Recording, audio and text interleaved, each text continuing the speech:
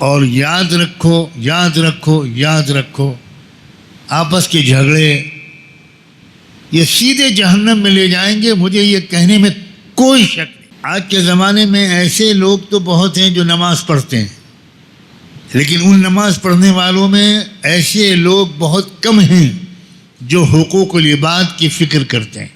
اور اسلام آپ کی ہماری تہجد سے نہیں پھیلا تھا، اسلام حج اور عمرے سے نہیں پھیلا تھا، اسلام کرتے پجامے اور داڑھی سے نہیں پھیلا تھا، اسلام اخلاق سے پھیلا تھا۔ ایک کتے کے پلے کا خیال کر کے مغفرت اور اپنے بھائی سے لڑائی بہت توجہ کے لائق بات ہے۔ اللہ تعالیٰ نے بار بار فرمایا ہے کہ اپنے حقوق کو میں آسانی سے معاف کر دوں گا، لیکن تمہارا آپس کے جھگڑے جو ہوں گے میں اس میں بالکل دخل نہیں دوں گا، سفارش بھی نہیں کروں۔ الحمدللہ وکفا وسلام علی عباده الذین اصطفى، اما بعد۔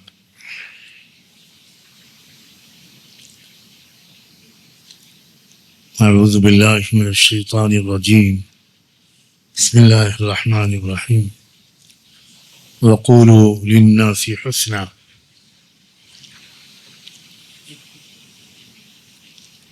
سبحان ربك رب العزة عما يصفون وسلام على المرسلين والحمد لله رب العالمين۔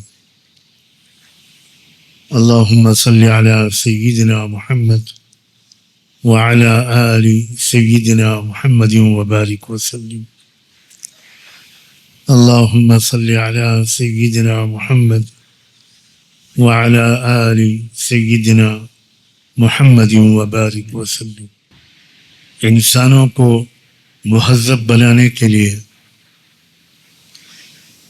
شرافت والا مزاج دینے کے لیے، انسانوں کے شفیق پروردگار نے اپنے مہربان نبیوں کے ذریعے جو شریعت بھیجی، جو رہنمائی اور ہدایات بھیجی، ان کے بنیادی طور پر دو حصے۔ ایک حصہ ان احکام اور ہدایات کا ہے جن میں یہ سکھایا گیا ہے کہ بندوں کا اللہ سے کیسا تعلق،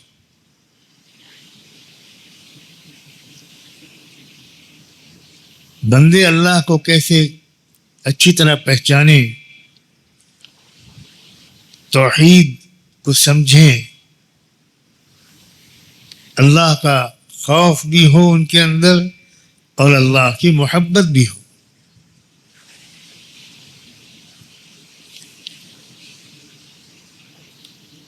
ان کی نمازیں اچھی ہوں، ان کی دعا و مناجات اچھی ہو، اللہ پر ان کا بھروسہ ہو،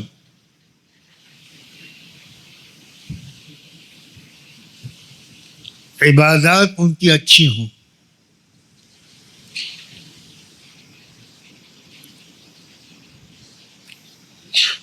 ان کے رکوع سجدے، ان کی تلاوت، ان کا ذکر و تسبیح، ان کے حج اور عمرے،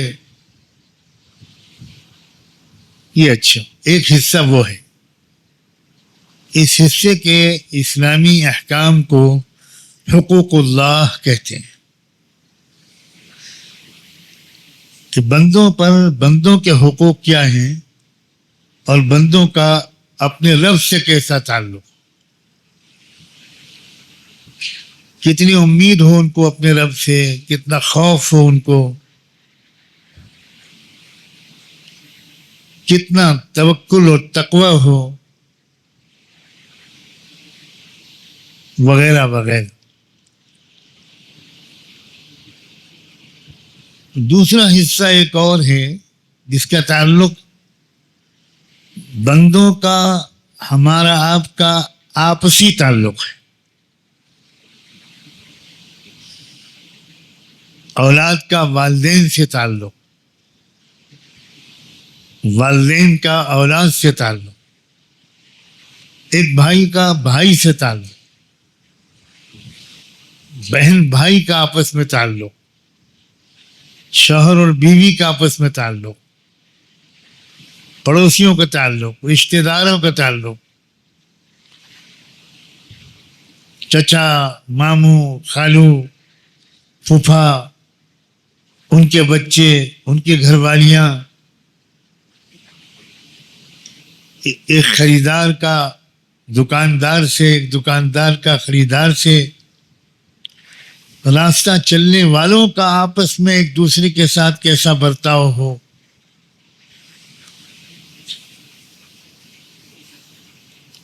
دنیا کی کسی بھی رہنمائی نے اتنے تفصیلی احکام اس دوسرے قسم کے سلسلے میں نہیں دیے جتنے تفصیلی احکام بڑی شدت اور اہتمام کے ساتھ اسلام نے دیا ہے۔ اور اس دوسرے قسم کی ہدایات کو حقوق العباد کہتے ہیں، بندوں کے حقوق۔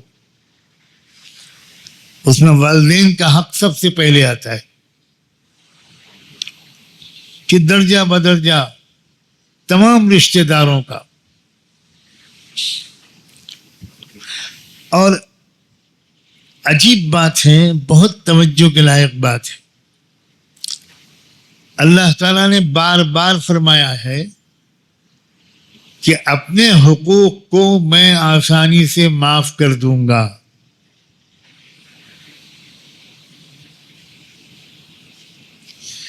لیکن تمہارے آپس کے جھگڑے جو ہوں گے، بھائی کا بھائی سے، شوہر اور بیوی کے، رشتہ داروں کے جھگڑے، پڑوسیوں کے جھگڑے، میں اس میں بالکل دخل نہیں دوں گا، سفارش ہی نہیں کروں۔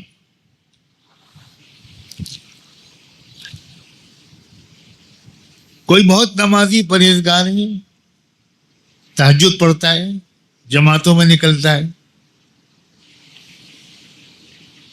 ہر نماز صف اول میں مسجد میں جماعت سے پڑھتا ہے، لیکن بھائی سے جھگڑ رہا ہے، بیوی کو روز ڈانٹتا ہے، غصہ ہے مزاج میں، گھر میں خوشی کا ماحول نہیں، اس کی ساری زندگی کی تہجد قسم خدا کی اس کو جنت میں نہیں لے جا پائے۔ اللہ تعالیٰ کہے گا وہ تہجد تم نے میرے لیے پڑھی تھی، یہ آپس کے جھگڑے ہیں، میں نہیں دخل دوں گا، سب کو تلاش کرو قیامت کے میدان میں، جاؤ ڈھونڈو، کتنا تم نے ستایا اپنے بھائی کو، کتنا ستایا ماں کو، کتنی بے ادبی کی، کتنا دل دکھایا اپنی بیوی کا، تم نے بیٹوں کو ترجیح دی اور بیٹیوں کو نظر انداز کیا، میں دخل نہیں دوں گا۔ جب تک یہ سب معاف نہیں کریں گے تم جنت میں نہیں جا سکتے۔ اب یہ ڈھونڈتا ہوا جائے گا، یہ بخاری کی حدیثوں کا خلاصہ بتا رہا ہوں، یہ ڈھونڈے گا، ماں کو تلاش کرے گا، ماں کے پیروں پر پڑ جائے گا، ماں میں نے بہت دل دکھایا تھا، آج میں جہنم میں چلا جاؤں گا، آپ مجھے معاف کر دو۔ ماں کہیں گی بیٹا اگر معاف کر دوں گی تو میں خود جہنم میں جاؤں گی، جب معاف نہیں کروں گی تو تیری نیکیاں اللہ مجھے دیں گے اور میرے گناہ تیرے گلے ڈالیں گے، تو جہنم میں جائے گا، میں جنت میں جاؤں گی، میں معاف نہیں کر سکتی۔ باپ معاف نہیں کرے گا، بھائی معاف نہیں، کوئی پہچانے گا نہیں۔ یوم یفر المرء من اخیہ وامہ وابیہ وصاحبتہ وبنیہ لکل امرئ منہم یومئذ شأن یغنیہ۔ قرآن نے صاف کہا ہے ہر شخص اس دن بھاگے گا، بھائی سے بھاگے گا، ماں سے بھاگے گا، باپ سے بھاگے گا، اولاد سے بھاگے گا, بیوی سے بھاگے گا.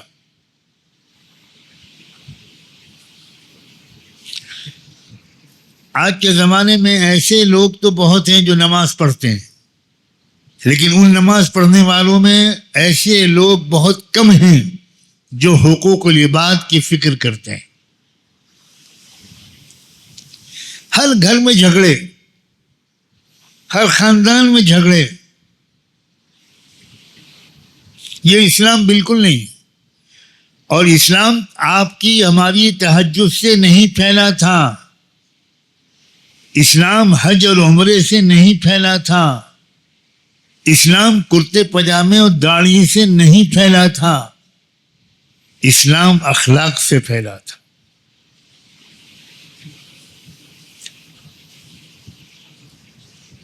جائیداد کی تقسیم کا جب وقت آتا تھا تو ہر بھائی یہ کہتا تھا, بھائی آپ کے بچے زیادہ ہیں, آپ کے اوپر بوجھ زیادہ ہے, میرے تو 2-3 بچے ہیں, آپ میرے حصے میں سے بھی کم سے کم آدھا لے لیجئے اور میرے حصے میں آدھا چھوڑ دیجئے, میرا کام چل جائے گا, میری فیملی چھوٹی ہے. کون سا گھر ہے آج, سینکڑوں چلے لگانے والوں سے پوچھتا ہوں, کون سا گھر ہے جہاں کوئی اپنا حصہ چھوڑ رہا؟ حالانکہ عجیب بات ہے, یقین نہیں ہے ہم کو رسول اللہ پر. حضور نے فرمایا, من ترک للہ شیئا عوضہ اللہ خیرا منہ. تم اگر اللہ کے لیے کوئی چیز چھوڑ دو گے تو حضور کہتے ہیں میں وعدہ کرتا ہوں اس چھوڑی ہوئی چیز سے زیادہ بہتر چیز اللہ تم کو دے کر رہے گا, اور اسی دنیا میں دے کر رہے گا. آخرت میں جو انعام ملے گا وہ تو ملے گا. کون ہے جو اپنے مکان کی تقسیم ہوتے وقت یہ کہہ دے کہ بھائی صاحب آپ میرے حصے کی فکر نہ کیجیے, آپ زیادہ حصہ لے لیجئے, آپ بڑے ہیں, باپ کے انتقال کے بعد آپ نے مجھے پالا تھا,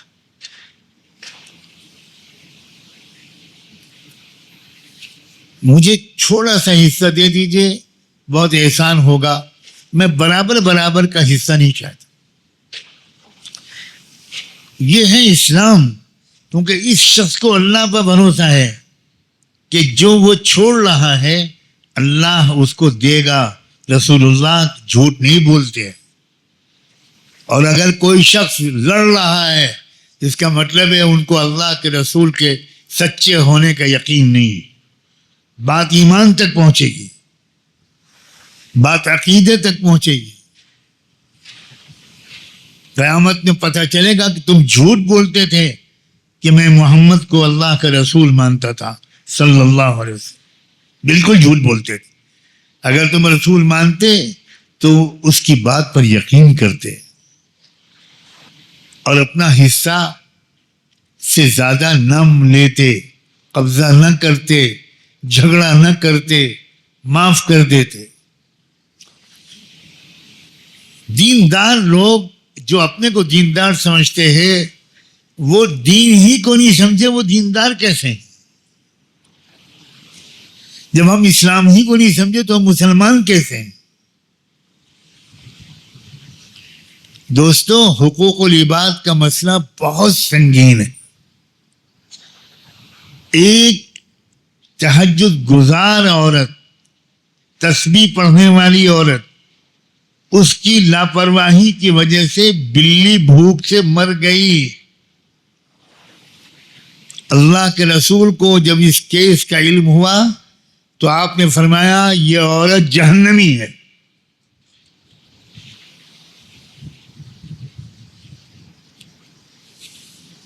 ایک عورت بہت نمازی تھی, نفلیں, اشراق, چاشت, اوابین, تہجد, لیکن اخلاق کی بہت خراب تھی. شوہر سے لڑائی, نند بھاوج میں لڑائی, ساس بہو میں لڑائی, خاندانوں میں جھگڑے, اللہ کے رسول کے سامنے پوچھا گیا کہ اتنی تہجد گزار ہے، اتنی نمازی ہے، مگر زبان کی کڑوی اور اخلاق کی خراب ہے. آپ نے فرمایا انہا فی النار، یہ عورت جہنمی ہے. اسلام کو نہیں سمجھا ہم لوگوں نے، بالکل نہیں سمجھا.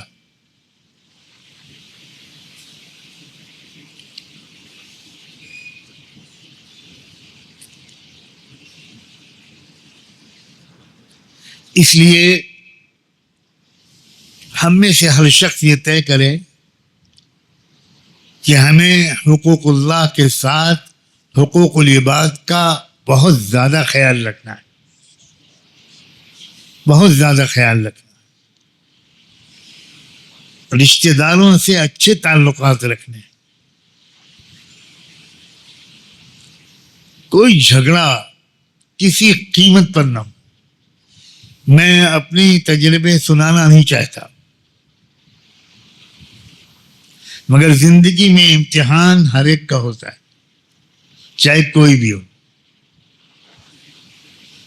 ہر گھر میں باپ کے انتقال کے بعد بھائیوں کے درمیان میراث اور ترکے کی تقسیم کا مسئلہ آتا ہی آتا ہے. اور بھی بہت سی چیزیں ہوتی ہیں. صرف زندگی بھر کے تجربوں کا نچوڑ بتاتا ہوں. زندگی میں ایک بار بھی میں پھر تیسری بار کہتا ہوں، ایک بار بھی میں نے اپنے کسی حق کا مطالبہ نہیں اور اصرار کر کے اپنا حق چھوڑا. راضی نہیں تھے، میں نے کہا میں کسی قیمت پر برابر کا حصہ نہیں لوں گا.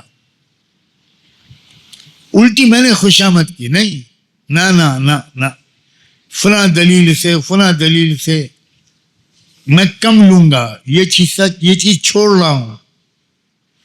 پورا خاندان دیکھ رہا ہے کہ سب سے زیادہ اللہ نے نوازا کس کو ہے. اس سے زیادہ کہہ نہیں سکتا. میں حساب کتاب کا آدمی بالکل نہیں، لیکن عجیب بات، آج تک میں کبھی خسارے میں نہیں رہا. ایسا غیبی نظام سے اللہ مجھے پال رہا ہے، کھلا اور پلا رہا ہے کہ میں کیسے اس کی تفصیل بیان کروں. میں بہت، ایک طرف تو اللہ کے رسول کا فرمان، تاریخ کی گواہی، اور پھر اپنا تجربہ، اور تجربہ نہیں تجربے. ہر موقع پر الحمدللہ جہاں تک مجھ کو یاد ہے میں نے ہمیشہ اپنے حق کو چھوڑ دیا، ہر موقع پر. میری ایک بھابھی اللہ والی تھی، ان کا انتقال ہو گیا. وہ کہتی تھی دیکھ لینا تم سب سے زیادہ خوشحال یہ سجاد رہے گا. یہ اپنا کوئی حق جانتا بھی نہیں، مانگتا تو دور کی بات. مجھے یہ بھی نہیں معلوم کہ مجھے کہاں حق ہے میرا، کچھ نہیں معلوم. ایسے انسان کو جو حقوق العباد کی خیال کرتا ہے، اس دنیا میں خوشی اور خوشحالی دونوں نصیب ہوتی. اور جو حقوق العباد کا خیال نہیں رکھتا، اسے نہ خوشیوں والی زندگی ملتی ہے، نہ اس کی زندگی میں خوشحالی آتی. وہ ہمیشہ پریشان رہتا ہے،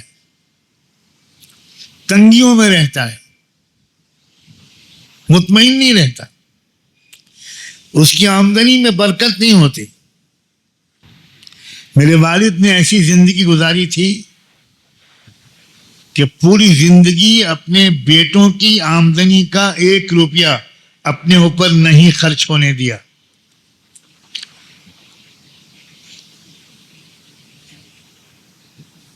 ایک روپیہ نہیں خرچ ہونے دیا. اور عجیب بات ہے، میرے والد کے پورے حسابات کے ذمہ دار میرے بڑے بھائی تھے. میرے والد صاحب کو آخری زندگی میں فالج ہو گیا تھا. بالکل مکمل مفلوج تھے. 40 دن کی فالج کے بعد ان کا انتقال ہوا. 40ویں دن جس دن کے ان کو فالج کا دورہ پڑنے والا تھا، اپنے معمول کے مطابق انہوں نے اپنی جیب سے 10 روپے نکالے اور بڑے بھائی سے کہا کہ دہی منگوا دو.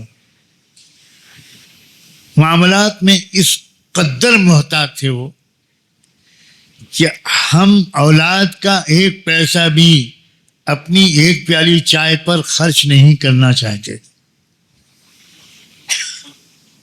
10 روپے کا دہی منگوا دیا اور ان کو فالج ہو گیا. اب تو وہ نہ بول سکتے ہیں، نہ دیکھ سکتے ہیں، نہ کچھ. میرے بھائی جو ان کے اصل ذمہ دار تھے، انہوں نے کہا کہ والد صاحب کی جیب میں وہ 10 روپے کا آخری نوٹ تھا.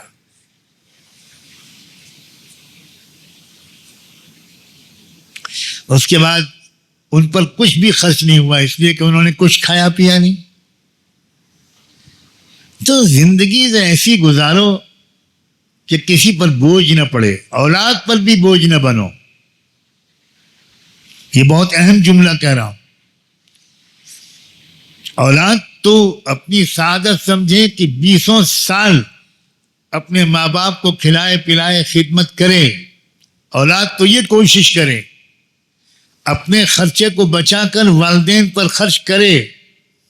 والدین کہے ہمارے لیے نہ بھیجو، تب بھی اولاد بھیجے. اور والد ہو تو یہ کوشش کرو کہ اولاد کا 1 پیسہ بھی ہم پر تم پر خرچ نہ ہو. اسلام زندگی کا باوقار انداز سکھاتا ہے، خودداری سکھاتا ہے، سمجھداری سکھاتا ہے. اللہ تعالیٰ ان باتوں کی گہری سمجھ نصیب فرمائے. اور یاد رکھو یاد رکھو یاد رکھو، آپس کے جھگڑے یہ سیدھے جہنم میں لے جائیں گے، مجھے یہ کہنے میں کوئی شک نہیں. ایک کتے کے پلے کو پانی پلا دینے پر زندگی بھر کی گناہوں کی مغفرت. اب سوچو، ایک کتے کا پلا ایک طرف اور ایک طرف زندگی بھر کی بے حیا خاتون سفر میں جا رہی تھی، پیاس لگی، ڈھونڈتے ڈھونڈتے کنواں نظر آ گیا، خوش ہو گئی. اترتی ہے اونٹ پر سے، دیکھتی ہے وہاں ڈول اور رسی کچھ نہیں ہے، پانی نکالوں کیسے؟ مجبوراً وہ کنویں کے اندر اتری اور پانی پی کر باہر نکلی. اب باہر نکلتی ہے تو ایک کتے کا پلہ پیاس میں زبان نکالے ہانپتا ہوا نظر آیا.